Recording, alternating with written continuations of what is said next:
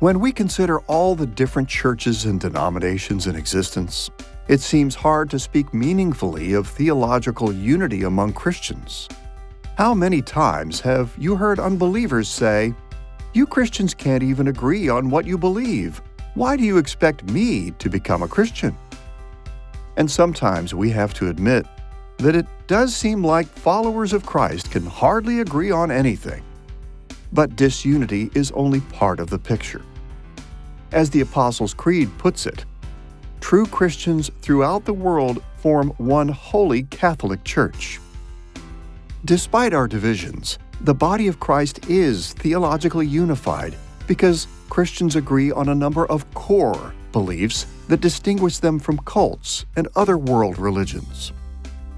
As we explore Christian theology in these lessons, we'll need to acknowledge the unity of faith that joins all Christians together.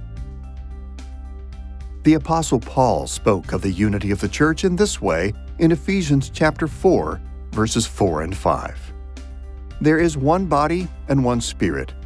Just as you were called to the one hope that belongs to your call, one Lord, one faith, one baptism. In fact, the doctrinal unity of the church should be a goal that all Christians have. Jesus himself prayed toward this end in John chapter 17, verses 22 and 23. "The glory that you have given me, I have given to them, that they may be one even as we are one, I in them, and you in me, that they may become perfectly one, so that the world may know that you sent me and loved them even as you loved me." When we look more closely at the church, we see that Christians have varying degrees of theological unity with each other. In the broadest sense, according to our definition, all Christians are unified theologically by their belief in the tenets expressed in the Apostles' Creed.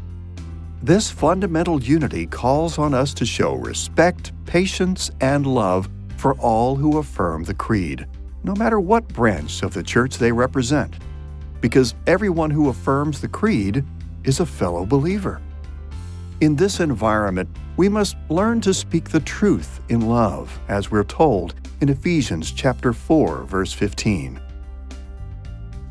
In addition, theological unity among Christians increases when we share beliefs that go beyond those mentioned in the Creed.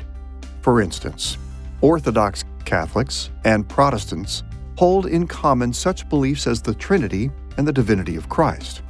But Protestant denominations that have remained true to their heritage have much more theological unity with each other than they do with non-Protestant churches. Although we tend to seek unity with those with whom we have the most in common, and then to treat as adversaries those with whom we have little in common, our Lord exhorts us all toward unity. For this reason, we must never allow the differences among Christians to distract us from the vast common ground we have in Christ. Rather than despairing because Christians aren't able to agree on every single doctrine, we need to recognize that, to one degree or another, Christians agree on the central tenets of the faith. In this sense, Christian theology is a unified reality. And more than this, it is our responsibility to promote ever-increasing theological unity within the body of Christ.